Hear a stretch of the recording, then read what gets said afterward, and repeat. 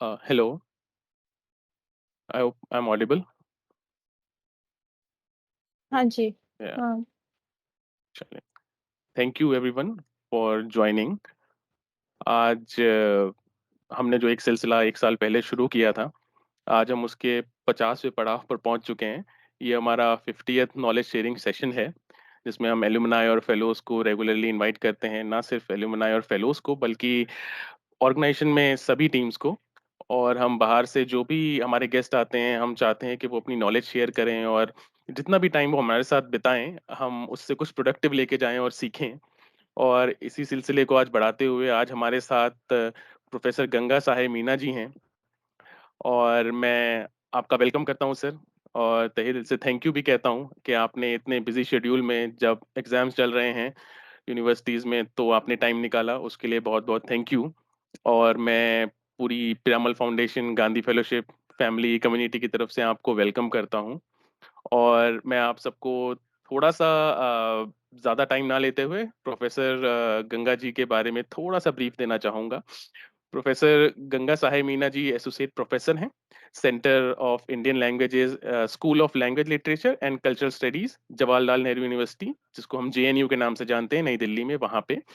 और जो professor sir हैं, वो काफ़ी सालों से जेएनयू में पढ़ा रहे हैं और इसके साथ-साथ अगर हम उनकी क्वालिफ़िकेशन की बात करें तो उनके पास मास्टर्स डिग्री है, एमफ़िल उन्होंने किया हुआ है, उन्होंने पीएचडी करी हुई है और उस स्कॉलरली काम को वो आगे बढ़ाए जा रहे हैं।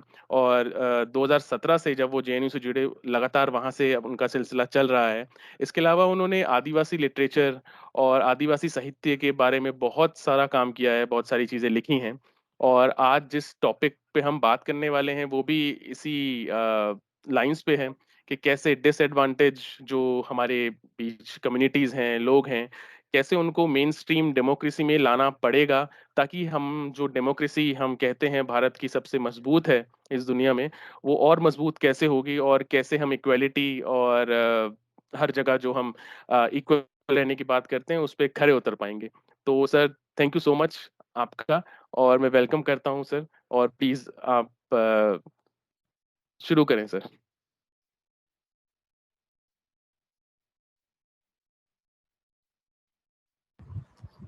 आपका बहुत धन्यवाद। मैं आपकी संस्था के बारे में तो ज़्यादा नहीं जानता हूँ, लेकिन आपने मुझे संवाद का अवसर उपलब्ध कराया, इसके लिए पूरी संस्था का धन्यवाद। आप सभी का स्वागत।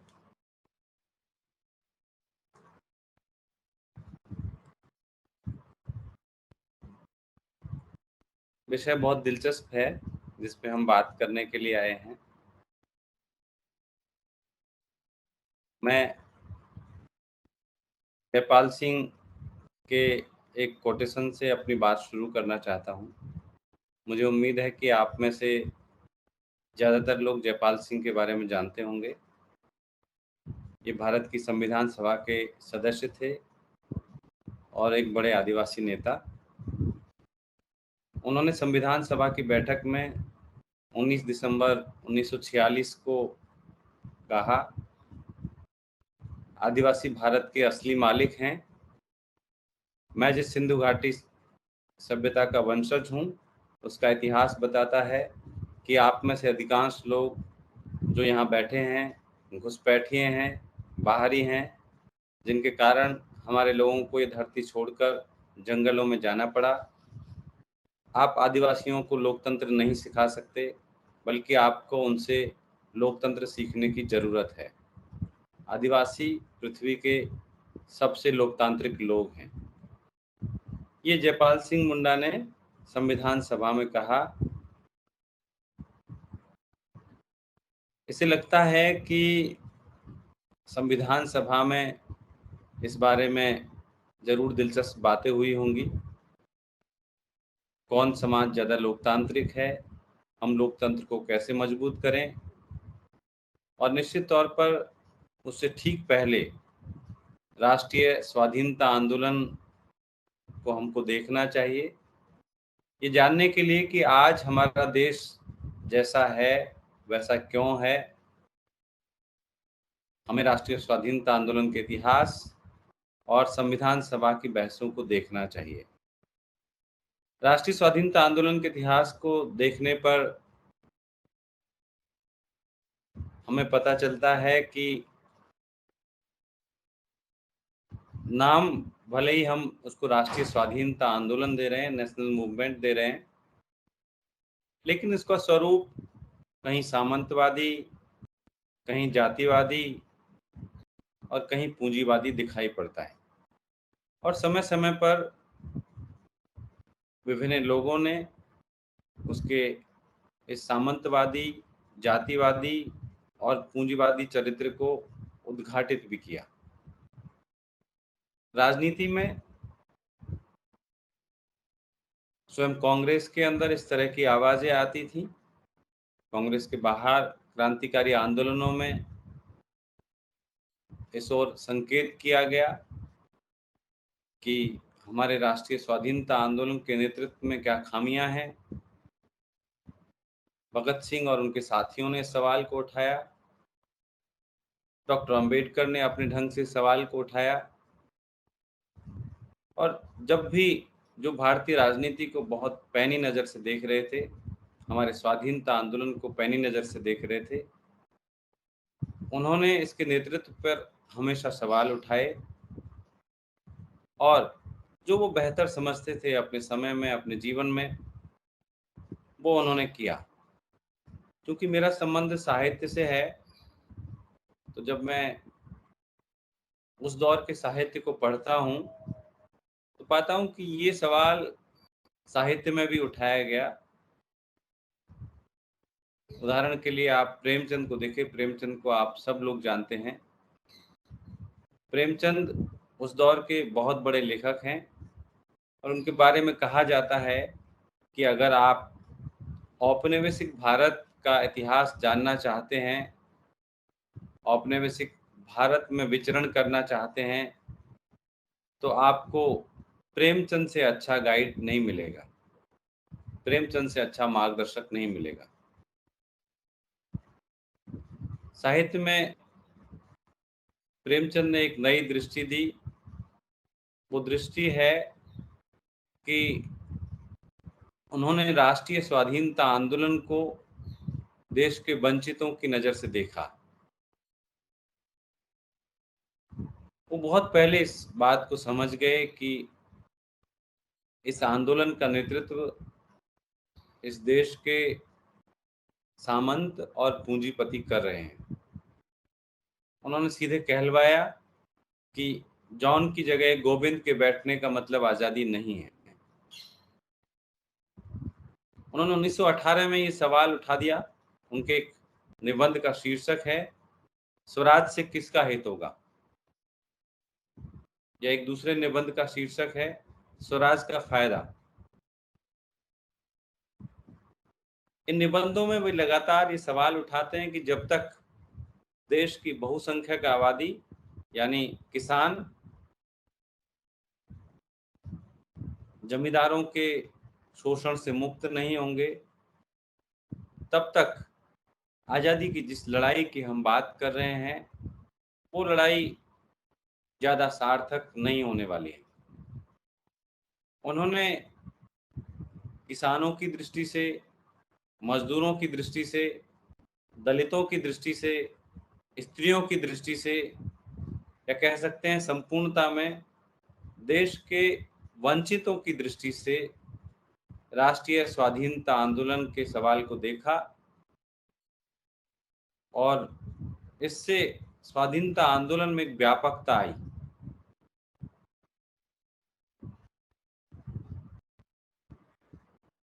राष्ट्रीय स्वाधीनता आंदोलन को विभिन्न दृष्टियों से देखने वाले या उसमें विभिन्न दृष्टियों से शामिल होने वाले तमाम साहित्यकारों या राजनेताओं की एक बड़ी सीमा ये भी थी कि वे जिस दृष्टि से देखते थे उसमें से कोई दूसरी दृष्टि ओझल हो जाती थी। यानी वंचितों के भी बहुत सारे अलग अलग समूह हैं। उन सभी समूहों का प्रतिनिधित्व सुनिश्चित करने, उनको न्याय दिलाने को लेकर कोई एक व्यक्ति, कोई एक राजनेता, कोई एक साहित्यकार संपूर्णता में सजग रहा हो, ऐसा दिखाई नहीं पड़ता। ये सीमा जो राष्ट्रीय स्वाधीनता आंदोलन की सीमा थी, बाद में संविधान सभा की बैठकों में भी दिखाई पड़ती है। संविधान सभा की बैठकों में कोशिश की गई कि सभी वंचित समूहों के प्रतिनिधि उसमें शामिल हों, सभी क्षेत्रों के प्रतिनिधि शामिल हों, सभी की आवाज उसमें शामिल हो पाए और हम एक ऐसा संविधान बनाएं जो इंक्लूसिव हो, समावेशी हो, जिसमें सभी के प्रश्न, सभी के मुद्दे, सभी के अधिकार सुनिश्चित हो सकें। बहुत लंबी परिचर्चाओं के बाद जो संविधान निकल कर के आया, निश्चित तौर पर उसमें विभिन्न समूहों के सदस्य होने की वजह से, वंचित समूहों के प्रतिनिधि होने की वजह से एक हद तक ज़्यादातर समूहों के सवालों को शामिल किया गया, संवैधानिक प्रावधान किए गए। लेकिन हम देखते हैं कि उन प्रावधानों में से बहुत सारे प्रावधान सिर्फ दस्तावेजों तक सीमित रह गए और एक सजग नागरिक होने के नाते इस देश और लोकतंत्र से प्यार करने के नाते हमको जरूर समय मिलने पर संविधान सभा की बहसों को देखना चाहिए। जैसे मैंने शुरू में कहा, ये बहसें इस बात की गवाह हैं, इस बात का जीवंत दस्तावेज हैं कि आज हमारा देश जैसा है वैसा क्यों है। ये जानने के लिए इस देश को ऐसा बनाने में किसका क्या योगदान है, कौन संविधान सभा की बहसों में, बैठकों में क्या बोल रहे थे, जिन नेताओं के हम सिर्फ नाम जानते हैं या किसी पार्टी या विचारधारा की वजह से जिसको हम पसंद या नापसंद करते हैं, वास्तव में इस देश को निर्मित करने में वे क्या भूमिका निभा रहे थे, ये हम संविधान सभा की बैठकों के माध्यम से आराम से जान सकते हैं। आप उदाहरण के लिए आदिवासियों के सवाल को देखें तो आप देखेंगे कि संविधान सभा की बैठकों में जयपाल सिंह आदिवासियों के सवालों को बढ़ चढ़ करके उठा रहे थे, लेकिन जिनको आज हम देश के बहुत बड़े नेताओं के तौर पे मानते हैं, जिन्होंने पूरा राजपाट संभाला देश के आज़ाद होने के बाद, आप संविधान सभा की बहसों में पाएंगे कि उनमें से बहुत सारे लोगों की आदिवासी प्रश्नों पर कोई रुचि नहीं है। इवन जयपाल सिंह ये सुझा रहे थे कि इस देश के आदिवासियों को सबसे पहले तो पद का सवाल है, क्या उनके लिए हम शब्द का प्रयोग करें। तो वो संविधान सभा को सुझा रहे थे कि इनके लिए या तो आदिवासी पद का प्रयोग किया जाना चाहिए या इंडिजिनस पीपल पद का प्रयोग किया जाना चाहिए। लेकिन तमाम जन सरोकारी नेताओं के होने के बावजूद ये नहीं हो सका। आप में से कुछ लोगों के मन में जरूर जिज्ञासा होगी कि जयपाल सिंह कौन है, क्योंकि ये दुर्भाग्यपूर्ण है कि भारत की राजनीति, समाज और अकादमिक दुनिया में जयपाल सिंह जैसे शख्स को चाहे अनचाहे हाशिए पर डाल दिया गया है। जयपाल सिंह वर्तमान झारखंड के खूंटी इलाके के एक बालक के तौर पे जब एक छोटे बच्चे थे तो वो एक मिशनरी के माध्यम से इंग्लैंड चले गए और ऑक्सफोर्ड में रहकर उन्होंने पढ़ाई की। ऑक्सफोर्ड में जब वो पढ़ाई कर रहे थे तो हॉकी के एक प्लेयर के रूप में वो मशहूर हो गए। बहुत अच्छी हॉकी खेलते थे। वहाँ पर विभिन्न पत्र पत्रिकाओं में हॉकी के बारे में कॉलम लिखने लगे और एक विशेषज्ञ के तौर पे मशहूर हो गए।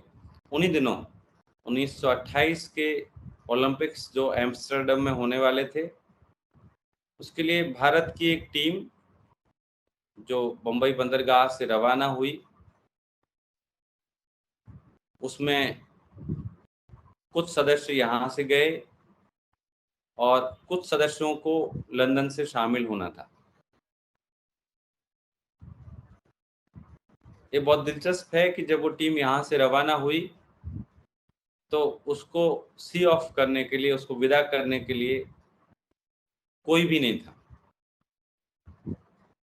सिर्फ उस टीम के मैनेजर और एक दो लोग थे। जब वो टीम लंदन में गई और लंदन में जयपाल सिंह हॉकी में अपनी विशेषज्ञता स्थापित कर चुके थे, वहाँ पर कुछ प्रशिक्षण हुआ, कुछ उन्होंने अभ्यास किया। इसी अभ्यास के दौरान उनका एक फ्रेंडली मैच इंग्लैंड की टीम के साथ हुआ, जो पिछले ओलंपिक में हॉकी की गोल्ड मेडल विजेता थी।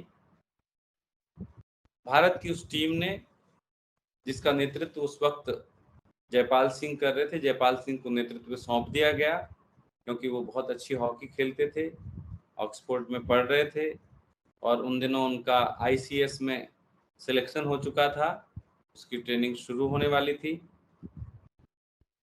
उनको नेतृत्व सौंपा गया और भारत की टीम ने उस फ्रेंडली मैच में इंग्लैंड को 4-0 से हरा दिया।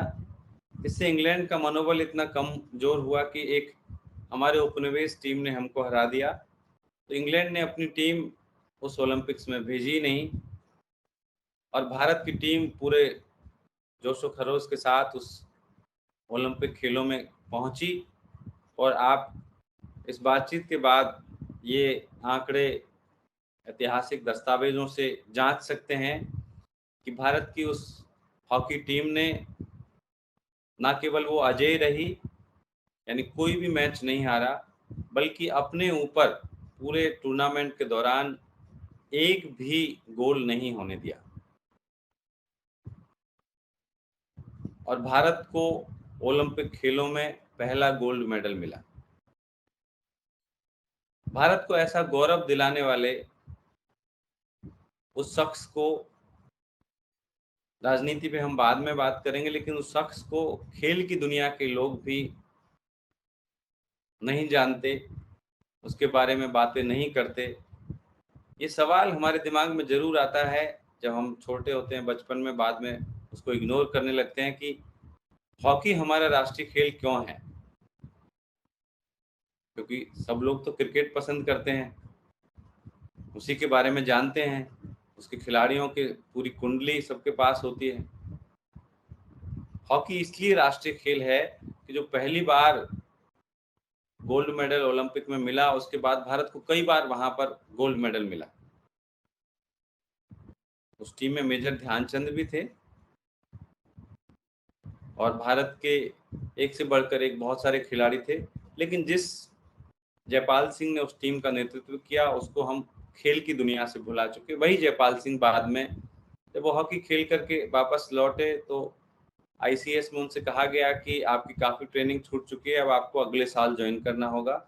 तो उन्होंने इसको कोई रिग्रेट नहीं किया, उन्होंने कहा मैंने देश के लिए हॉकी खेली है और मैं दोबारा से नहीं करूँगा। उन्होंने आईसीएस भी छोड़ दिया, भारत लौटे और उन्होंने भारतीय आदिवासियों के लिए काम करना शुरू किया।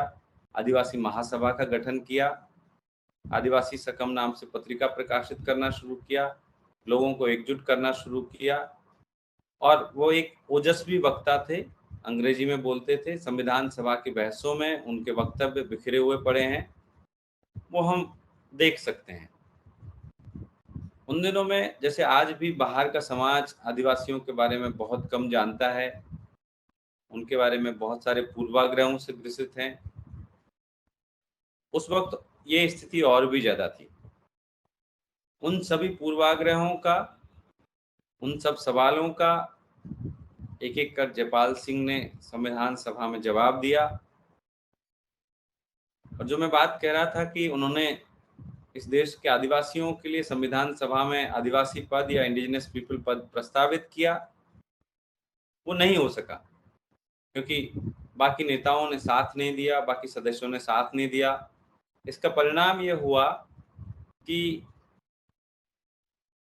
संयुक्त राष्ट्र संघ द्वारा इंडिजिनस लोगों के लिए, उनके अधिकारों के लिए जो प्रावधान किए गए, उनको भारत में लागू नहीं किया जा सका क्योंकि भारत सरकार की ऑफिशियल पोजीशन ये रही है कि भारत में कोई इंडिजिनस पीपल नहीं है, यहाँ के सारे लोग ही इंडिजिनस हैं। इससे क्या हुआ कि संयुक्त राष्ट्र संघ जैसे बहुत सारे दूसरे मसलों पर अपनी वर्किंग कमेटी, वर्किंग ग्रुप्स बनाता है, उनके अधिकारों को सूचीबद्ध करता है, वो सारी बातें भारत में लागू नहीं हो सकी। जैसे संयुक्त राष्ट्र संघ ने जब से दुनिया के आदिवासियों के लिए काम करना शुरू किया, तो उन्होंने आदिवासी सवालों का हल निकालने के लिए जिस शब्द का प्रयोग किया, जो रास्ता दिखाया, वो है सेल्फ डिटर्मिनेशन का अधिकार, आत्मनिर्णय का अधिकार। ये सवाल बार बार समाज और राजनीति में पूछा जाता है कि आदिवासियों का हित कैसे होगा, क्योंकि जब आदिवासी चिंतक या स्वयं आदिवासी ये कहते हैं कि भाई हमें आपका विकास नहीं चाहिए, या ऐसी घटनाएं हम अखबारों में पढ़ते हैं कि किसी ने स्कूल को उड़ा दिया, किसी ने कोई सरकार की किसी योजना का विरोध किया या सरकारी अमले पर उसका बायकॉट किया, तो लोग ये समझते हैं कि आदिवासी शायद विकास विरोधी हैं, या लोग ये समझते हैं कि लोग उनको विकास की मुख्य धारा में लाना नहीं चाहते। वहीं दूसरी तरफ कुछ लोग हैं जो शहरों में रहते हैं, जिनमें से कुछ लोग आदिवासियों को लेकर सच में संवेदनशील हैं। वे समझते हैं कि आदिवासियों का हित मुख्य धारा में आने से ही होगा। तो एक डिलेमा है, एक द्वंद्व है कि आदिवासियों का हित क्या मुख्य धारा में आने से होगा या आदिवासियों को अलग थलग छोड़ देना चाहिए। तो इसको लेकर संयुक्त राष्ट्र का बताया हुआ रास्ता ज्यादा बेहतर प्रतीत होता है कि आदिवासियों को आत्मनिर्णय का अधिकार होना चाहिए, सेल्फ डिटर्मिनेशन का अधिकार होना चाहिए कि अपने इलाकों में वे तय करें कि वो किस तरह का विकास चाहते हैं। अभी क्या होता है कि विकास की योजनाएं दिल्ली में बनती हैं या भोपाल में बनती हैं, रायपुर में बनती है, रांची में बनती हैं और उनको तमाम क्षेत्रों पर लागू कर दिया जाता है।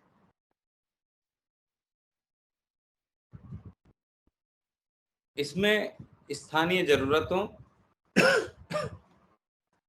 या स्थानीय नीति का भी ध्यान नहीं रखा जाता। आदिवासियों के प्रति बाहरी समाज की संवेदनशीलता का स्तर क्या है, इसको हम दो उदाहरणों के माध्यम से समझ सकते हैं। जैसे मैं आदिवासी भाषाओं के सवाल का एक उदाहरण देता हूं। जयपाल सिंह ने जब संविधान बन रहा था, तो उस वक्त जिसको आज हम 8th शेड्यूल कहते हैं, 8वीं अनुसूची कहते हैं, उस वक्त जब संविधान सभा की बहसें चल रही थी, तो उस वक्त उन्होंने उसको शेड्यूल 7A कहा। शेड्यूल 7A में 3 आदिवासी भाषाओं को प्रस्तावित किया। भाई इसमें आदिवासी भाषाएं भी होनी चाहिए ताकि उनकी भाषाओं को संवर्धन मिल सके। तो आप लोकसभा सेक्रेटरीट में जाकर के उनके भाषण का हिंदी अनुवाद देखें, उसका हिंदी अनुवाद इस प्रकार लिखा हुआ है कि महोदय, मैं अनुसूची 7 क में 3 आदिवासी भाषाएं प्रस्तावित करना चाहता हूं। पहला लिखा उन्होंने गोंदी, गोंदी, ध्यान दीजिए जो ट्रांसलेटर ने लिखा। दूसरा मुंदरी और तीसरा उरांव। अब आप देखें कि संविधान सभा की बहसों का अनुवाद कोई आम आदमी ने तो किया नहीं होगा, किसी बड़े ट्रांसलेटर ने किया होगा, और वो बड़ा ट्रांसलेटर आदिवासी भाषाओं के नाम भी नहीं जानता। वो उसने अंग्रेजी में पढ़ा GONDI, तो उसने गोंडी को कर दिया गोंदी, क्योंकि उसने नाम ही नहीं सुना कभी, क्योंकि गोंडी एक बहुत बड़ी भाषा है। इस तरह से मुंडारी को कर दिया मुंदरी, MUNDARI को आप मुंदरी भी पढ़ सकते हैं अगर आप उसके बारे में नहीं जानते हैं। और कुड़ुक जो उरांवों की भाषा है, उसके लिए उरांव पद का प्रयोग किया है। इस संवेदनशीलता का स्तर है, और जो विकास की पूरी परियोजना चल रही है उसको दूसरे से, एक भाषाओं से संबंधित उदाहरण है। इसे समझ सकते हैं कि 3-4 साल पहले छत्तीसगढ़ सरकार के एक कमीशन की रिपोर्ट आई, जिसमें उस कमीशन ने कहा कि प्राथमिक कक्षाओं में पढ़ने वाले प्रदेश के 5 लाख बच्चे हिंदी नहीं जानते, इसलिए प्राथमिक शिक्षा को द्विभाषी किया जाना चाहिए। ये कमीशन की रिपोर्ट है। आप सोचिए कि देश की आजादी के 71-72 साल बाद ये रिपोर्ट सरकार के आयोग की तरफ से आई। 71-72 साल से हम आदिवासियों को, उन 5 लाख बच्चों को हिंदी माध्यम से क्या पढ़ा रहे थे। यानी जब आप उनकी भाषा में, भाषा किसी से संवाद की पहली सीढ़ी है, अगर आप उनकी भाषा में उनसे बात नहीं कर सकते तो बाकी उनके प्रश्नों को आप क्या समझेंगे। क्या पढ़ाया गया होगा 71-72 साल में उन बच्चों को, जो उनके 5 लाख बच्चे हिंदी नहीं समझते, और उनको आप लगातार हिंदी में पढ़ा रहे हैं 71-72 साल से। कभी जरूरत नहीं हुई कि उनकी भाषा में जाकर के बात करें। इसलिए शायद ये जो संयुक्त राष्ट्र संघ जो रास्ता दिखाता है, और जो एक हद तक जैसे ऑस्ट्रेलिया में लागू किया गया, ऑस्ट्रेलिया के इंडिजिनस लोग, एबोरिजिनल लोग, उन्होंने हमेशा अपनी मांगों के लिए आंदोलन किया, और उसका परिणाम ये हुआ कि उनके साथ किए गए अन्यायों और अत्याचारों के लिए वहाँ की सरकार ने, वहाँ की संसद ने, वहाँ के प्रधानमंत्री ने उनसे सार्वजनिक माफी मांगी। आप गूगल करेंगे तो आपको उनका वो भाषण, केविन रुड नाम के जो प्रधानमंत्री, उन्होंने 2008 में, फरवरी 2008 में वहाँ की संसद में अपनी तरफ से, अपने से पहले की सरकारों की तरफ से और पूरी संसद की तरफ से देश के मूल निवासियों से माफी मांगी, कहा कि हमने आपके साथ बहुत ज्यादतियां की है। वहां पे एक पूरी जनरेशन ऐसी पैदा हो गई जिनके बच्चे छीन लिए गए थे। कहा गया कि आपको बच्चे पालना नहीं आता, हम उनको संस्कार देंगे, हम उनको सही रास्ता दिखाएंगे। ये कहकर के बच्चे छीन लिए गए, तो उस पूरी जनरेशन को स्टोलन जनरेशन कहा गया, जिनका बचपन छीन लिया गया। उन सब से वहां की सरकार ने माफी मांगी और उनके लिए विशेष प्रावधान किए। अब ये प्रावधान है, भारत में आप सेंटिनलीज द्वीप के बारे में सुनते हैं कि वहां पे कोई बाहर का व्यक्ति प्रवेश नहीं कर सकता।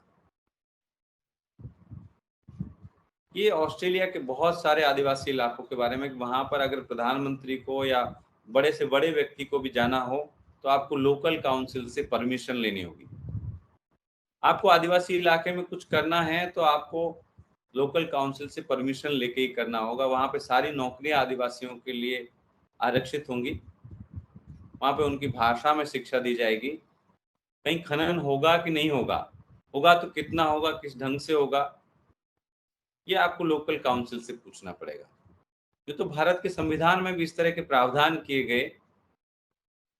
टीएसी, ट्राइबल एडवाइजरी काउंसिल का प्रोविजन किया गया, लेकिन आज तमाम आदिवासी बहुल राज्यों में टीएसी सिर्फ कागजों में चल रही है।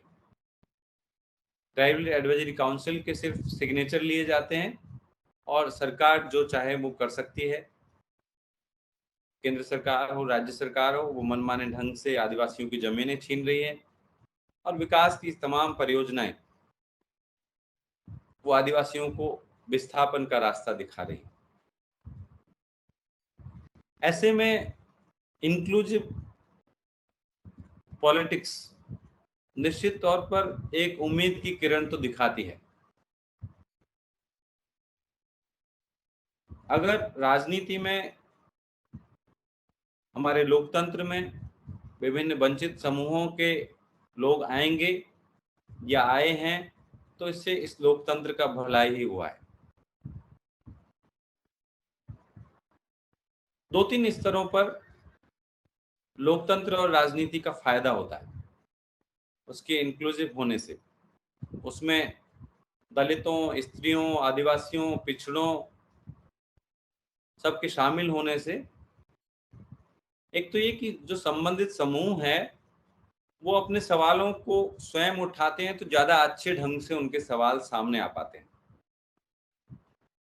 अब कोई दूसरा व्यक्ति उदाहरण के तौर पे आदिवासियों के हित की बात करेगा, तो वो कहेगा उनको मेन स्ट्रीम में लेकर के आओ, उनके लिए फला चीज उपलब्ध कराओ। अब उस चीज की उनको आवश्यकता है कि नहीं, या उनको उससे ज्यादा किसी दूसरी चीज की आवश्यकता है, ये बात दूसरे समूह का व्यक्ति उतने अच्छे ढंग से नहीं समझ पाएगा जितना कि स्वयं उनके भीतर से अगर कोई व्यक्ति आएगा तो वो ज्यादा अच्छे ढंग से समझ पाएगा और वो ज्यादा जेन्युइन मांग उठा पाएगा। इसलिए पहला महत्व यह है कि संबंधित समूह अपने सवालों को सही ढंग से उठा पाएगा, वो सवाल मेरे ख्याल से लोगों को उनके बारे में सही राय बनाने में मदद करेंगे। और दूसरा, अगर वे अपने सवालों को खुद उठाएंगे, अच्छे ढंग से उठाएंगे, तो निश्चित तौर पर राजनीति में होने से वे अपने पक्ष में नीतियां भी बनवा पाएंगे, क्योंकि सारी चीजें नीतियों से निर्धारित होती है। नीतियां किस किस्म की हैं, उसी से उस समूह का कितना भला होगा इसकी संभावना देखी जा सकती है। फिर तीसरा एक चीज और मैं कहना चाहता हूं कि जब हम लोकतंत्र की मजबूती की बात करते हैं, तो वंचित समूहों के होने से एक और बहुत बड़ा फायदा होता है जो हम अक्सर इग्नोर कर देते हैं।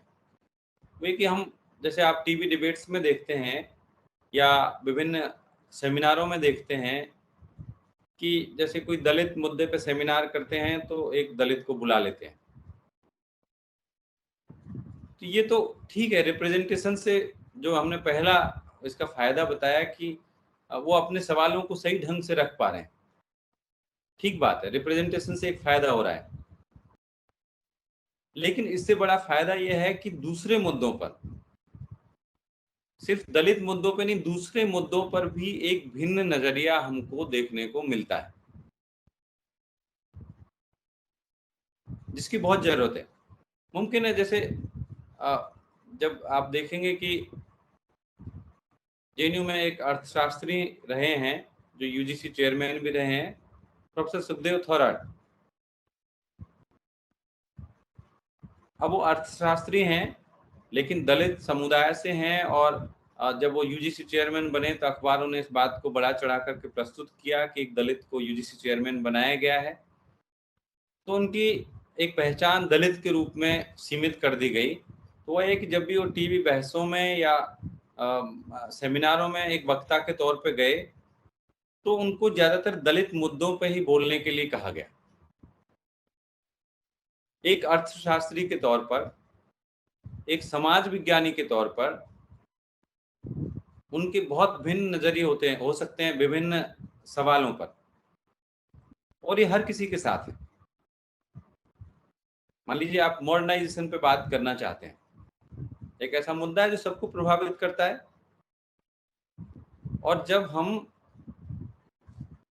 किसी पूर्व राय से या हम ऐसी कोई जनरलाइज ओपिनियन से मॉडर्नाइजेशन को देखेंगे तो हमको लगेगा कि यार ये, जैसे मान लीजिए दलित पर्सपेक्टिव से आप देखेंगे तो आपको लगेगा कि मॉडर्नाइजेशन या ग्लोबलाइजेशन और ये सब बड़ी चीज़ें, अच्छी चीज़ें हैं, इसने जाति को कमज़ोर किया है।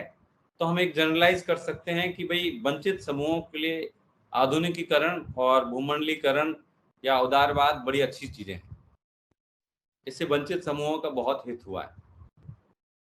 अब चूंकि ये अवधारणाएं मूलतः आर्थिक अवधारणाएं हैं और इस पर एक नजरिया आपको मिल गया, या आप इसका एक जैसे लेफ्ट में एक इसका क्रिटिसिज्म देखने को मिलेगा आपको, तो इसकी आलोचना करेंगे सिर्फ। अब इसको आप एक आदिवासी पर्सपेक्टिव से देखना चाहें, आप एक आदिवासी रिप्रेजेंटेटिव को इन सवालों पर बोलने के लिए कहें, तो आप पाएंगे कि ये सारी अवधारणाएं आदिवासी विरोधी हैं। आदिवासियों की जितनी तबाही हुई है वो इस तरह की चीज़ों से, नई आर्थिक नीतियां, आधुनिकीकरण, जैसे भूमंडलीकरण, उदारवाद, बाजारवाद, इससे प्रतिस्पर्धा बढ़ी है, इससे मुनाफे की होड़ बढ़ी है और प्राकृतिक संसाधनों के दोहन की गति तेज हुई है। आदिवासी लगातार विस्थापित हुए हैं, उनको अपनी जगहों को छोड़ना पड़ा है। सभी लोग ज़्यादा सुविधाएं, ज़्यादा साधन चाहते हैं, लेकिन हम ये नहीं देखना चाहते कि वो हम किस शर्त पर प्राप्त करते हैं। किसी व्यक्ति से आप पूछें कि उसके घर में 24 घंटे लाइट क्यों जली रहती है या उसके नल का पानी हमेशा क्यों चलता रहता है, तो वो कहेगा कि मैं इसका बिल भर रहा हूँ, आपको इससे क्या मतलब है। लेकिन मित्रों, पानी या बिजली, उसकी कीमत सिर्फ वो बिल नहीं है जो हम भर देते हैं, उसकी कीमत उससे कहीं ज़्यादा है। आप जानते हैं कि बिजली बनाने के लिए जिन बड़े बांधों का उपयोग होता है, और लगातार बड़े बांधों की संख्या बढ़ती चली जा रही है, वे बड़े बांध किस कीमत पर बनते हैं? आप नर्मदा बचाओ आंदोलन से परिचित हैं और बहुत सारे ऐसे बांधों की कहानी से परिचित हैं। ये बांध की ऊंचाई अगर 1 मीटर बढ़ानी हो तो उस 1 मीटर बढ़ने से न जाने कितने गांव डूब जाते हैं। उस कीमत पर आपके पास में बिजली आ रही है, उन गांवों की डूबने की कीमत पर। उसका मासिक बिल या द्विमासिक बिल, वो उसकी कीमत नहीं है। इसी तरह से पानी है, इस तरह से दूसरे प्राकृतिक संसाधन हैं, और उदारवादी आर्थिक नीतियों की वजह से, जिसको हम मानते हैं कि विकास की प्रक्रिया तेज हुई, वास्तव में आदिवासियों की तबाही की प्रक्रिया तेज हुई है। तो ऐसे में जब राजनीति में या लोकतंत्र के विभिन्न क्षेत्रों में, मान लीजिए वो न्यायपालिका है, वो कार्यपालिका है, किसी भी क्षेत्र में, वो मीडिया है, अगर विभिन्न समूहों के लोग होंगे, खासतौर पर वंचित समूहों के लोग होंगे, तो न केवल वो अपने सवालों को अच्छी ढंग से उठा पाएंगे, न केवल वे अपने पक्ष में नीतियां बना पाएंगे,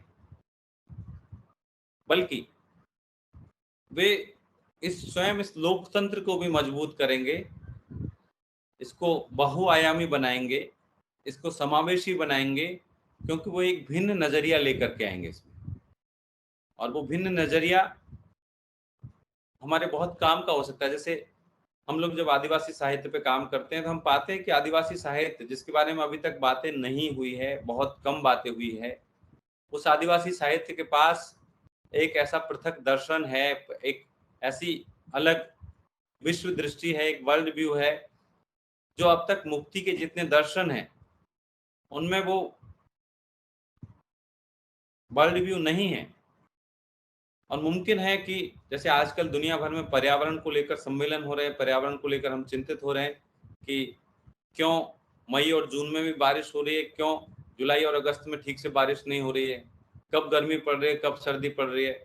तो इसको लेकर के अब आदिवासी नजरिए की वैश्विक पर्यावरण सम्मेलनों में उसको तवज्जो दी जाने लगी है कि हमने पृथ्वी की जैव विविधता को डिस्टर्ब किया है, उसको बाधित किया है, और उसी के परिणाम हम भुगत रहे हैं। इसलिए लोकतंत्र की हर संस्था के लिए उसका समावेशी होना, उसमें वंचित समूहों का होना एक बहुत जरूरी प्रक्रिया है। लेकिन हुआ क्या है कि सवाल को हमने सिर्फ चुनावी राजनीति के संदर्भ में देखा है, जिसको हम कई बार अस्मितावादी राजनीति कह देते हैं, कई बार सामाजिक न्याय की राजनीति कह देते हैं, कई बार हम कास्ट पॉलिटिक्स कह देते हैं। सिर्फ उस संदर्भ में देखा है, और उस संदर्भ में देखने पे हमें लगता है कि ये तो विफल रही है। मतलब बहुत कम लोग हैं अब जो ये कहेंगे कि बहुजन राजनीति या अस्मितावादी राजनीति या सामाजिक न्याय की राजनीति इसका कोई भविष्य है। बहुत ही कम लोग होंगे जो इसको लेकर आशान्वित हैं। तो क्या वास्तव में इन समूहों के चुनावी राजनीति में आने से राजनीति का नुकसान हुआ है या इन समूहों का नुकसान हुआ है? नहीं, ऐसा नहीं है। इन समूहों के आने से राजनीति में एक विविधता आई है, लेकिन उसकी समस्या ये रही कि चुनावी राजनीति की अपनी सीमाएं हैं, चुनावी राजनीति की अपनी शर्तें हैं। ये शर्तें क्या है कि अब चुनाव लड़ने के लिए आपके पास धन बल, बाहुबल, मीडिया बल और पार्टी का संरक्षण होना चाहिए। ये चार चीजें आपके पास नहीं है तो आप चुनाव नहीं लड़ सकते। आप चाहे कितनी भी बदलाव की बात करते हो, आप चाहे जिस चाहे उस समूह का प्रतिनिधित्व करते हो, आपके पास में धन बल, बाहुबल, मीडिया बल और किसी पार्टी का समर्थन, अब ये चारों चीजें जुटाना किसी के लिए बहुत मुश्किल है, और खासतौर पर उन समूहों के लिए जो वंचित हैं, जिनका चुनावी राजनीति का कोई इतिहास नहीं है। तो निश्चित तौर पर वो बहुत जल्दी किसी न किसी षड्यंत्र के शिकार हो जाते हैं, किसी ट्रैप में, किसी जाल में फंस जाते हैं, और इस वजह से वे मजबूत पृष्ठभूमि के मतलब मजबूत सामाजिक आंदोलनों की पृष्ठभूमि से आने के बावजूद चुनावी राजनीति में सफल नहीं हो पाते। इसलिए चुनावी राजनीति में सामाजिक न्याय या बहुजन या वंचितों के असफल होने का ये मतलब बिल्कुल नहीं है कि लोकतंत्र को इस समावेशीपन की, इस इंक्लूसिवनेस की जरूरत नहीं है। निश्चित तौर पर जरूरत है। जो लोग चुनावी राजनीति में हैं उनकी एक बहुत बड़ी सीमा है कि चुनावी राजनीति में आने के बाद आप इसमें कोई भी नाम जोड़ सकते हैं, जो बहुजन राजनीति के नामों को आप जानते हैं, किसी का भी नाम यहाँ रख करके आप देख सकते हैं कि चुनावी राजनीति में आने के बाद वे सामाजिक और सांस्कृतिक आंदोलनों से दूर हो जाते हैं, और यहीं से उनके पतन की शुरुआत हो जाती है। इसलिए फिर रास्ता क्या है? रास्ता यही है कि इस लोकतंत्र को मजबूत करने के लिए लोकतंत्र के विभिन्न हिस्सों, मसलन न्यायपालिका, कार्यपालिका, व्यवस्थापिका और मीडिया, सभी में वंचित समूहों की भागीदारी जरूरी है। और जो लोग व्यवस्थापिका या चुनावी राजनीति में हिस्सेदारी करते हैं उनको जरूरत है कि वे स्वयं को, अपने दल को सामाजिक सांस्कृतिक आंदोलनों से जोड़े रखें। यहीं से उनको ताकत मिलेगी और यहीं से लोकतंत्र में वास्तविक समावेशीपन आ पाएगा। वरना वे या तो मीडिया बल से हार जाएंगे, या बाहुबल से हार जाएंगे, या धनबल से हार जाएंगे, या पार्टियां उनका अस्तित्व खत्म कर देंगी। इसलिए लोकतंत्र को मजबूत करने के लिए वंचित समूहों का प्रतिनिधित्व सभी क्षेत्रों में जरूरी है और इसके लिए इन समूहों के भीतर से आवाज आएगी, समूहों के भीतर से नीतियां बनेंगी, समूहों के भीतर से नेतृत्व उभरेगा, तभी वो भारतीय समाज को और भारतीय राजनीति को सही दिशा दे सकेगा। बहुत बहुत धन्यवाद।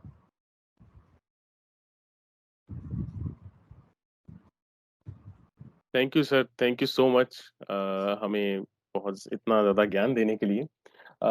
हम कुछ क्वेश्चंस अगर किसी के हैं तो हम वो ज़रूर लेना चाहेंगे। अगर आप बात करना चाहते हैं सर से तो आप हैंड रेज कर सकते हैं या चैट बॉक्स में लिख सकते हैं। तो अगर आपके क्वेश्चन है तो आप हैंड रेज करें प्लीज। हम बारी बारी क्वेश्चंस लेंगे। हमारे पास टाइम कम है, सर को थोड़ा जल्दी जाना है। आप अनम्यूट करके अपने आप अपना क्वेश्चन पूछ सकते हैं।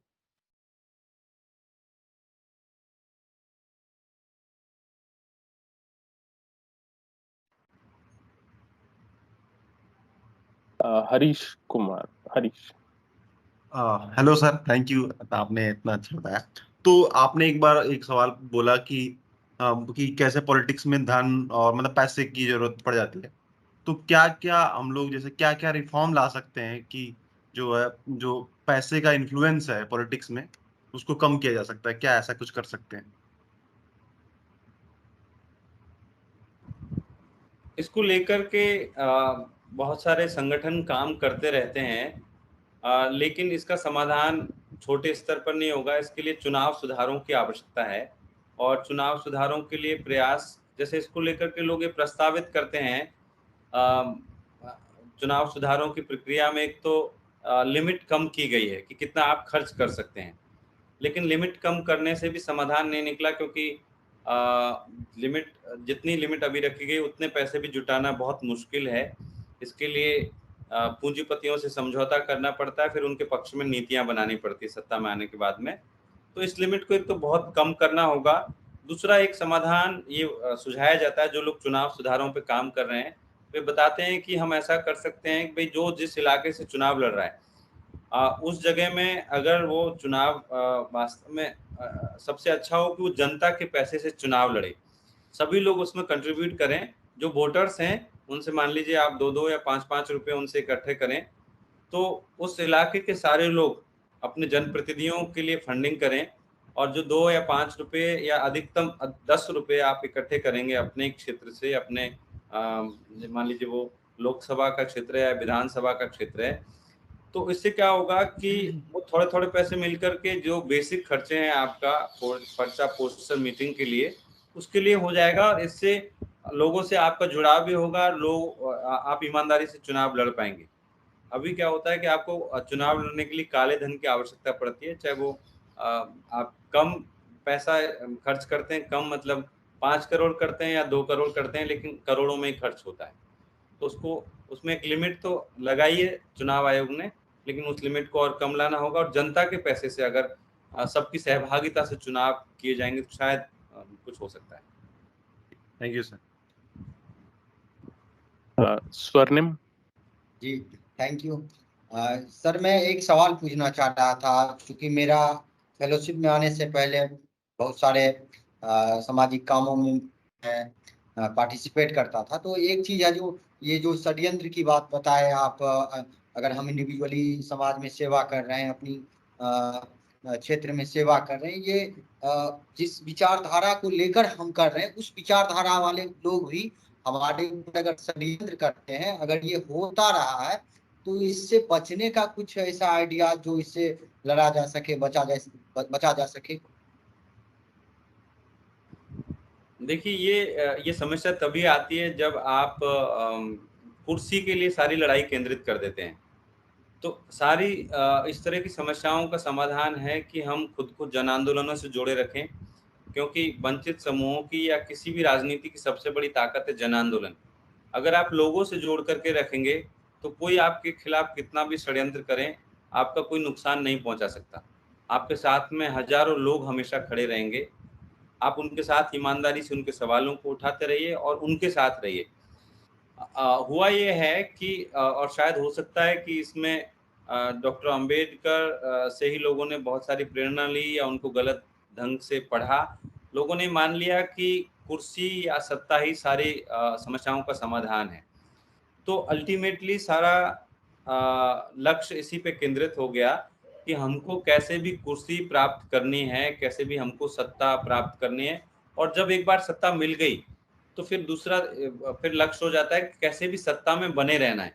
जब आप सत्ता प्राप्त करने और सत्ता बने रहने के लिए सिर्फ काम करेंगे तो आप अपने मूलभूत मुद्दों से दूर हो जाएंगे, आप अपने समाज से या सामाजिक आंदोलनों से दूर हो जाएंगे और वहीं से समस्याएं शुरू हो जाएंगी। तो मैं ये समझता हूँ, खासतौर पर वंचित समूहों की दृष्टि से देखने पर, कि सत्ता कोई समाधान नहीं है। आप अपने सवालों को मजबूती से उठाएं, तो आप अगर सत्ता में नहीं हैं तो भी आपके सवालों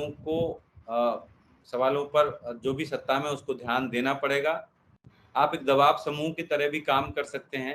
आप अपने बड़ी से बड़ी सत्ता को अपने आंदोलनों के माध्यम से झुका सकते हैं। ये एक रास्ता हो सकता है। Thank you. निपेंद्र जी, आप। जी, thank you. Good evening sir. Sir मेरा सवाल ये था कि जैसे आपने जो बात कही ना कि जो भी वंचित तबका है, तो दिक्कत ये है कि जो लोग पहले से हैं वो सिखाने के मूड में ज्यादा रहते हैं। और अगर आप देखें कि मान लीजिए मैं भी गांधी फेलो रहा हूँ और ये जो संस्था है ये डेवलपमेंट पे काम करती है, एक एनजीओ है जिसके थ्रू एक फेलोशिप होती है, 2 साल में कॉलेज के बच्चे वहाँ जाते हैं। तो और ज्यादातर अब तो शायद नीति आयोग से काम हो रहा है, तो जो डिस्ट्रिक्ट चिन्हित किए गए हैं वो इसी तरह के डिस्ट्रिक्ट हैं जिन्हें कोट अनकोट मतलब डिसएडवांटेज जो कहे गए हैं, जो विकास की दृष्टि से जो सवाल है। तो सर मेरा सवाल है कि जैसे हम लोग भी जब जाते हैं, जो भी फेलोज हैं वहाँ जाते हैं, और तो हमारे दिमाग में तो ये होता है कि एक खास तरह से हम सोच के जाते हैं कि ये चीज़ें ठीक कर देनी है, वो चीज़ें ठीक कर देनी है, और शायद उसमें हम जो उस कम्युनिटी का अबंडेंस है, उसकी जो अपनी विशेषताएं हैं जो उनके पास है, जो शायद समाज के पूरे समाज के काम आ सकता है, तो उसको शायद दरकिनार कर देते हैं। तो इस सिचुएशन में मतलब ऐसी परिस्थिति में सर जो लोग उनके साथ काम कर रहे हैं इस तबके के साथ, तो उनको क्या दृष्टिकोण रखना चाहिए ताकि वो दोनों तरफ से मतलब यहाँ से अगर कुछ चीजें अच्छी तो वो उन तक भी जा सकें, लेकिन उसी समय पे जो चीजें वहां से अच्छी हैं वो भी यहाँ की तरफ आए, मतलब पूरा वो एक ऑल्ट मतलब मैकेनाइज तरीके से केवल सुधारने वाला ना हो। नहीं, उसका तरीका यही है कि जैसे आपने स्वयं कहा कि हम संवाद का भाव लेकर के जाएं, ना करके हम सिखाने का भाव लेकर के जाएं। जब आप संवाद करेंगे तो आप हमेशा एक गुंजाइश रखेंगे, एक संभावना रखेंगे कि आप सामने वाले से भी सीख सकते हैं, और ये सीखने की हमेशा एक गुंजाइश होती है। आप किसी को भी मतलब अगर आप सिर्फ सिखाने का भाव रखते हैं तो उसमें बहुत समस्याएं हैं। ये नीति निर्माण में भी ये बात बहुत कारगर हो सकती है। जो लोग नीतियां बनाते हैं वो समझते हैं कि उन्होंने चूंकि सिविल सर्विसेज पास किया है या उन्होंने इतना बड़ा चुनाव जीता है, तो उनको ये अधिकार है कि वो नीतियां बनाएंगे, वो सही बनाएंगे। उसमें जितना इंक्लूसिवनेस हो उतना अच्छा रहेगा कि हम संवाद करें और उनकी बात भी सुने जिनके लिए नीतियां बना रहे हैं या जिनके लिए हम काम करने जा रहे हैं। आप युवाओं से बात करेंगे कि भाई, युवाओं से आप पूछेंगे आप क्या करना चाहते हो, तो बहुत सारे युवा आप कहेंगे कि हम समाज सेवा करना चाहते हैं। लेकिन उनसे पूछिए कि समाज सेवा मतलब क्या, तो उनके दिमाग में कुछ भी स्पष्ट नहीं है। स्पष्ट इसलिए नहीं है कि ये जो भाव है कि मैं समाज सेवा करना चाहता हूँ, ये एक श्रेष्ठता बोध से है कि भाई मैं तो ठीक हूँ, मेरे पास सब कुछ है, मेरे पास ज्ञान है और संपन्नता है, दूसरा विपन्न है या अज्ञानी है, अशिक्षित है, उसे मुझे ज्ञान देना है। तो इस भाव से मुक्त होना होगा। ये एक श्रेष्ठता भाव से, एक सुपरिटी कॉम्प्लेक्स से आता है। वो कई बार हमारे पढ़े लिखे होने की वजह से आता है, कई बार ऊंची जाति में पैदा होने की वजह से आता है, कई बार शहरी होने की वजह से आता है। तो इन भावों से जो श्रेष्ठता बोध है विभिन्न प्रकार के, इनसे हमको बचना होगा, तभी हम एक संवाद कर सकेंगे, एक डायलॉग कर सकेंगे। और डायलॉग बराबर में आकर के होता है, कोई भी ऊपर और नीचे नहीं होता उसमें। तभी हम एक दूसरे से सीख सकते हैं, बहुत सारी चीजें हमें भी सीखने को मिलेगी वहां से, और उसको लेकर के हम आगे बढ़ सकते हैं। Thank you sir. Sir Devendra का एक प्रश्न है कि how important is education to uplift tribal life, पढ़ाई की वो बात कर रहे देखिए, इस सवाल को एक तो आप बाहरी समाज के नजरिए से देख सकते हैं, एक आदिवासियों के नजर से देख सकते हैं। बाहरी समाज में कई बार हम ऐसा मान लेते हैं कि शिक्षा सारी समस्याओं का समाधान है। अगर शिक्षा सारी समस्याओं का समाधान होता तो पढ़े लिखे लोगों के बीच में लैंगिक विभेद नहीं होते, लैंगिक समानता होती, वहाँ पर दहेज की समस्या नहीं होती, भ्रूण हत्या की समस्या नहीं होती, और दूसरी बहुत सारी चीजें हैं, भ्रष्टाचार नहीं होता। लेकिन शिक्षा अपने आप में कोई समाधान नहीं है, अपने आप में नहीं है। शिक्षा एक ये भी हमको देखना पड़ेगा किस प्रकार की शिक्षा की हम बात कर रहे हैं। आप अगर डिग्रियां लेने को शिक्षा मानते हैं तो वो अपने आप में अपर्याप्त है, और खासतौर पे आदिवासियों की दृष्टि से शिक्षा की बात करें तो इस शिक्षा में आदिवासियों के लिए कितना है, कैसा है, क्या है, ये हमको देखना पड़ेगा। जब मैंने कहा कि छत्तीसगढ़ के कमीशन की रिपोर्ट में ये बताया गया कि 5 लाख बच्चे हिंदी नहीं जानते, तो अब उनको आप शिक्षित करने का दावा कर रहे हैं तो वो डिग्री तो ले लेंगे, उस प्रश्न का उत्तर याद करके डिग्री ले लेंगे, लेकिन वो कैसे शिक्षित है आप खुद देख लीजिए। फिर उस शिक्षा के कैरिकुलम में आपके क्या आदिवासियों के बारे में कुछ सिखाया जा रहा है? भाई ये क्यों महत्वपूर्ण है कि हम ये उनको सिखाएं कि कुतुब मीनार कहाँ पर है। मान लीजिए उन्होंने जान लिया कुतुब मीनार दिल्ली में, लेकिन वो अपने पास के उस पेड़ के बारे में, उस जंगल के बारे में, उन फसलों के बारे में क्या वो जानना जरूरी नहीं है? तो हमारा करिकुलम किस किस्म का है, हम क्या चीजें पढ़ाते हैं, इस पे भी हमको विचार करने की जरूरत है। निश्चित तौर पर अगर हम पूरी दुनिया के बारे में, अपने परिवेश के बारे में अवेयरनेस बढ़ाती है शिक्षा, तो वो शिक्षा कारगर है, उपयोगी है। लेकिन शिक्षा सारे सवालों का समाधान नहीं है। शिक्षा सिर्फ अकेली कोई मुक्ति का मार्ग नहीं है। शिक्षा के स्वरूप को देखना होगा और शिक्षा के साथ दूसरे क्षेत्रों में भी काम करना होगा। हैं। शिक्षा से ही सर मैं थोड़ा सा एडवांटेज लेके मैं अपना क्वेश्चन पहले पूछना चाहता हूँ। हम शिक्षा से वेल्थ पे अगर आते हैं, आपने बात करी ऑस्ट्रेलिया के एब्रिजिनीज जो ट्राइब्स हैं वो उनको सरकारों ने ये माना कि उनके ऊपर अत्याचार हुए हैं। ऐसे ही न्यूजीलैंड में भी हैं माओरी जो पहले से रहते हैं। हम अमेरिका में देखते हैं श्वेत अश्वेत लोगों के साथ ऐसा होता है। और अगर हम यहाँ पे बात करें तो वेल्थ की, अगर मैं एजुकेशन से वेल्थ पे हूँ तो अश्वेत लोगों ने भी बहुत ज्यादा तरक्की की है, वो भी वेल्थ वाइज बहुत ज्यादा अमीर हुए हैं दुनिया में, और वो अपने बैंक और अपनी मीडिया वो कंट्रोल करते हैं। कंट्रोल पता नहीं सही वर्ड है कि नहीं, पर वो उनके मुद्दों को उठाते हैं। कितना जरूरी है सर वेल्थ का, क्योंकि अगर हम यहाँ इंडिया में बात करें तो हर चीज रिजर्वेशन पे आ जाती है, जबकि रिजर्वेशन तो बहुत ही कम परसेंटेज है। रिप्रेजेंटेशन एक सही वर्ड है। मलेशिया जो बहुत आगे है हमसे, वहां पे 60 to 70% रिजर्वेशन या रिप्रेजेंटेशन होता है वहाँ के लोकल लोगों का प्राइवेट सेक्टर में, गवर्नमेंट में नहीं, सिर्फ प्राइवेट सेक्टर में। तो वहां से वेल्थ क्रिएशन क्या हम सीख सकते हैं इन सब चीजों से, क्योंकि रिप्रेजेंटेशन इंडिया में नहीं होता है, उसको रिजर्वेशन तक ही सीमित कर दिया जाता है, जबकि बाहर और देश जो इंडिया से बहुत समृद्ध भी हैं वहां भी रिजर्वेशन या रिप्रेजेंटेशन बहुत सालों से चला आ रहा है और बहुत बड़े लेवल पे चल रहा है जो वहाँ के लोकल लोग हैं उनके लिए। तो वेल्थ क्रिएशन को आप कैसे देखते हैं इस चीज में सर, जोड़ते हैं? देखिए, अगर इस सवाल को मैं आदिवासी दृष्टि से देखूं तो मैं ये कहूँगा कि वेल्थ क्रिएशन आदिवासी तो इम्पोर्टेंट मानते नहीं है। ये मानते हैं कि बहुत सारी समस्याओं की वजह ही ये वेल्थ है। अगर ये इसकी हमारे जीवन में जितनी कम भूमिका होगी उतना अच्छा होगा। लेकिन इस सवाल को, आप जो रिजर्वेशन वाला सवाल आपने कहा, इस पर भी संविधान सभा की बहसें आप देखें तो आप पाएंगे कि आरक्षण कभी आदिवासियों की मांग नहीं रही।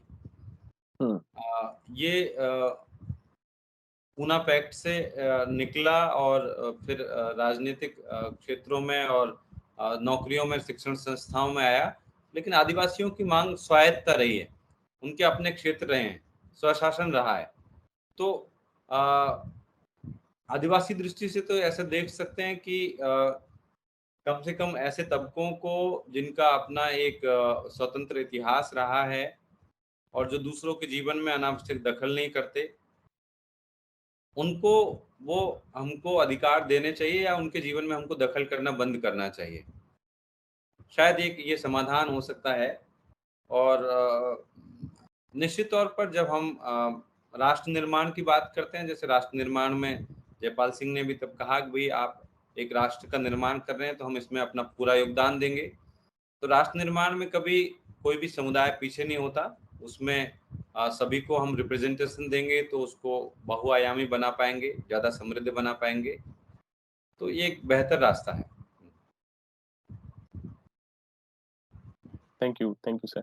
हमारे पास टाइम की कमी है, सर को जाना भी है, एग्जाम्स चल रहे हैं तो उनकी ड्यूटी रहती है। हम एक लास्ट क्वेश्चन लेंगे सर अंजनी राजेश का। अंजनी आप अनम्यूट करके पूछ लें। Thank you. मेरी आवाज आ रही है ना? जी।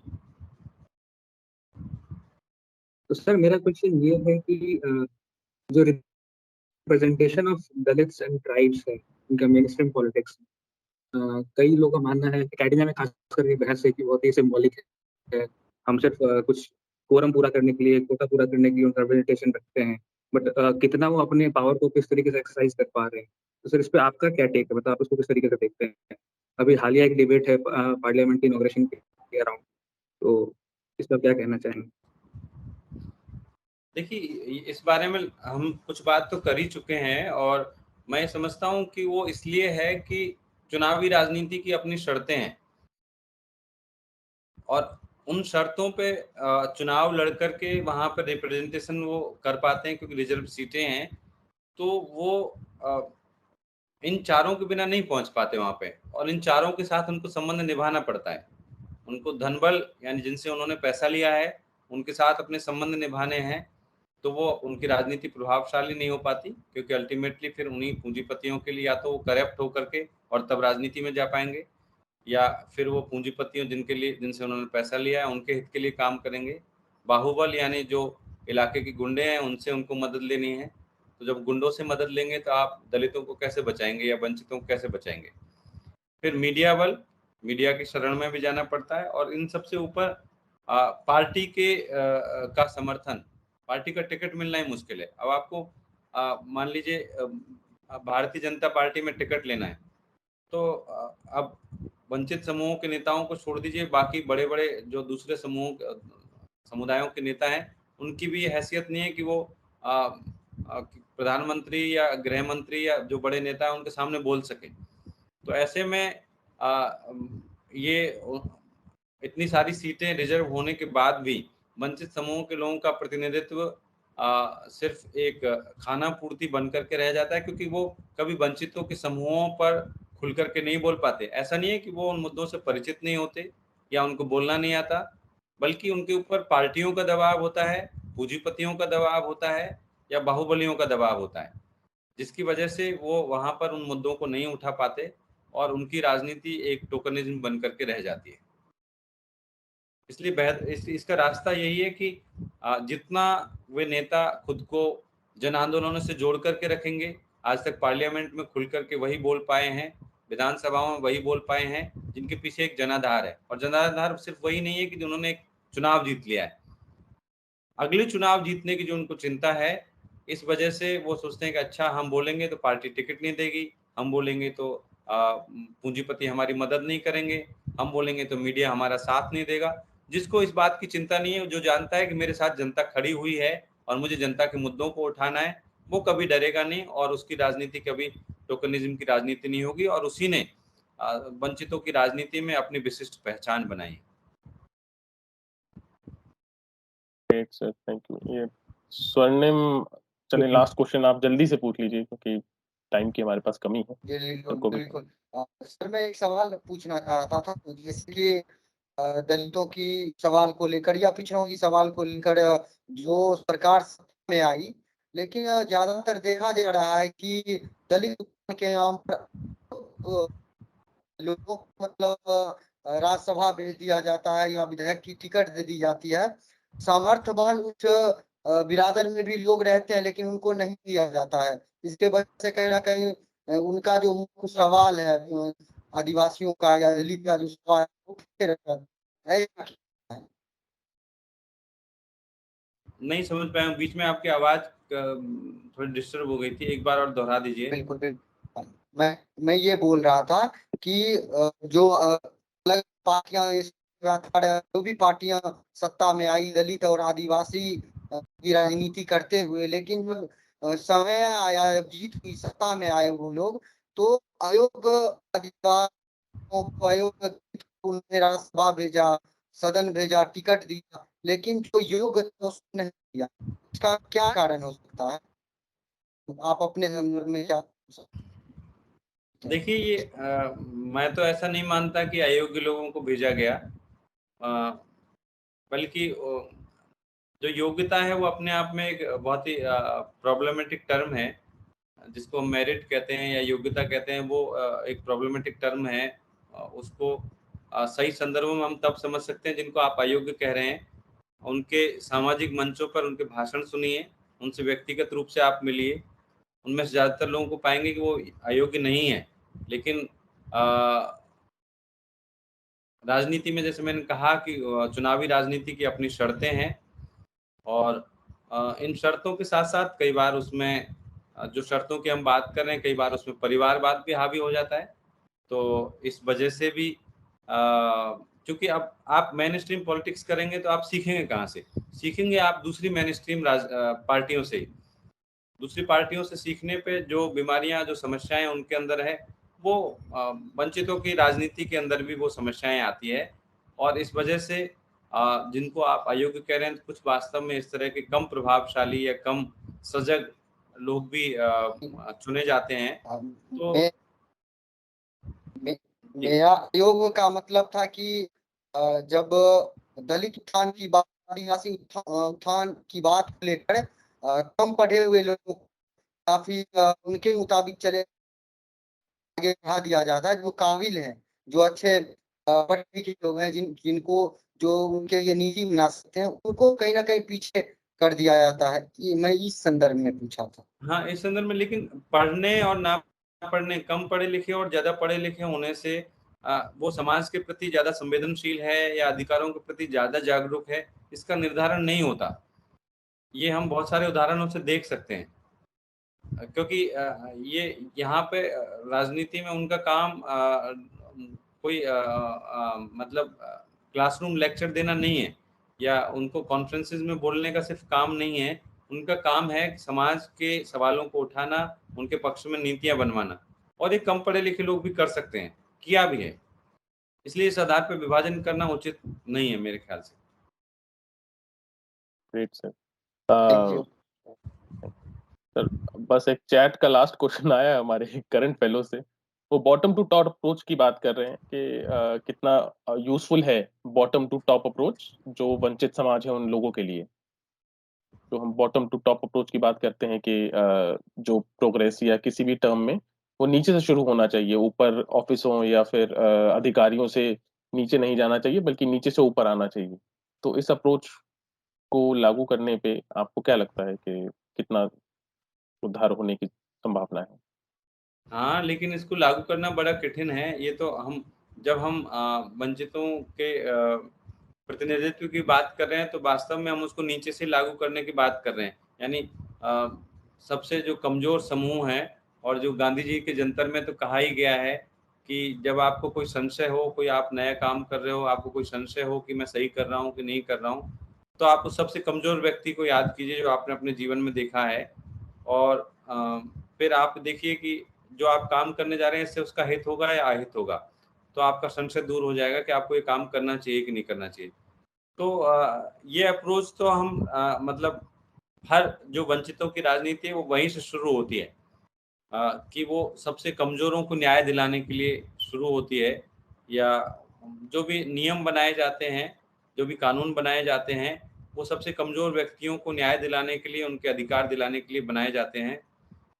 उनको व्यावहारिक रूप में लागू करने में समस्या आती है, क्योंकि जो नीति निर्माता है, जो उसको लागू करने वाले लोग हैं नीतियों को, वो अपने उनके वर्गीय हित होते हैं, और उन वर्गीय हितों की वजह से वो अंतिम व्यक्ति तक फायदा पहुंचने में बाधा पैदा करते हैं। बाकी वंचितों के जितना वंचित लोकतंत्र के विभिन्न संस्थाओं में हिस्सेदारी करेंगे, उनका प्रतिनिधित्व होगा, उतना ही जिस सिद्धांत की आप बात कर रहे हैं उसको प्रतिफलित किया जा सकेगा। Thank you sir. मुझे लगता है इस सवाल का जवाब मिल गया होगा उनको। और सर मैं थैंक यू करना चाहूँगा आपको, जितना आपने समय दिया और हमें इतना ज्ञान दिया इन सब बातों पे।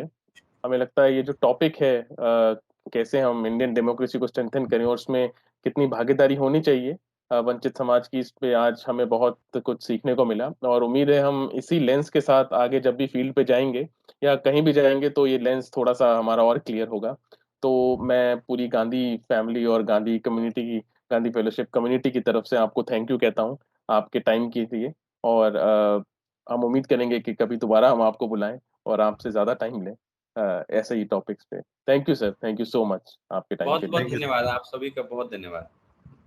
Thank you everyone.